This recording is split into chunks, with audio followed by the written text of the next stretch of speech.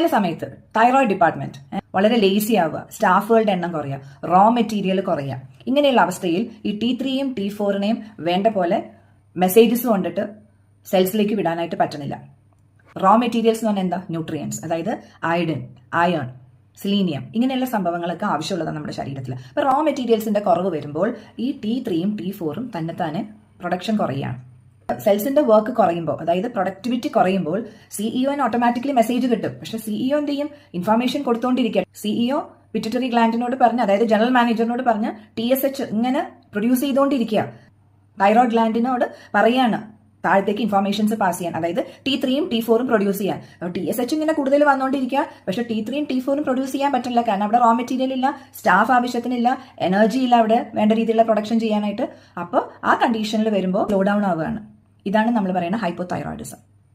അപ്പോൾ ഹൈപ്പോതൈറോയിഡിസം വരുമ്പോൾ TSH കൂടുതലായിരിക്കും, T3യും T4ഉം കുറവായിരിക്കും.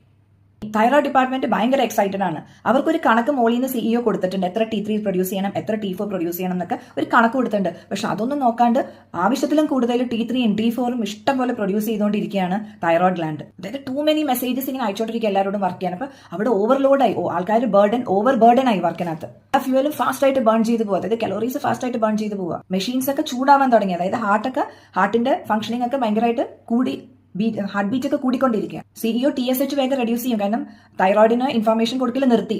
T3യും T4ഉം അധികം പ്രൊഡ്യൂസ് ചെയ്യേണ്ട, അപ്പൊ അത് കാരണം TSH വേഗം കുറയ്ക്കും. പക്ഷെ എന്നാൽ ഇവർ കേൾക്കും, ഇവരിങ്ങനെ കൂടുതൽ പ്രൊഡ്യൂസ് ചെയ്തുകൊണ്ടിരിക്കുക. ഈ ഒരു കണ്ടീഷനാണ് ഹൈപ്പോതൈറോയിഡിസം നമ്മൾ പറയുന്നത്. ഇതിന്റെ റിസൾട്ട് നമുക്കറിയാം, ഭയങ്കര എല്ലാം ഫാസ്റ്റ് ആയി, anxiety, fast heart beat, weight lost, sleeplessness, അങ്ങനെ കുറേ ഇഷ്യൂസ് അതിനകത്ത് വരും. അപ്പോൾ ഈ ഹൈപ്പോതൈറോയിഡിസം എന്താണെന്നുള്ളതിന്റെ ഒരു ഐഡിയ കിട്ടി. ഒന്ന് സ്ലോ ആവുന്നത്, ഒന്ന് ഫാസ്റ്റ് ആവുന്നത്. ഒന്നിന്റെ റീസൺ TSH കൂടുതലും T3 T4 കുറയണത്, മറ്റതിന്റെ റീസൺ TSH കുറവും T3 T4 കൂടുതലും. തൈറോയിഡ് ഹോർമോണിന്റെ ആക്റ്റീവ് ഫോമാണ് T3.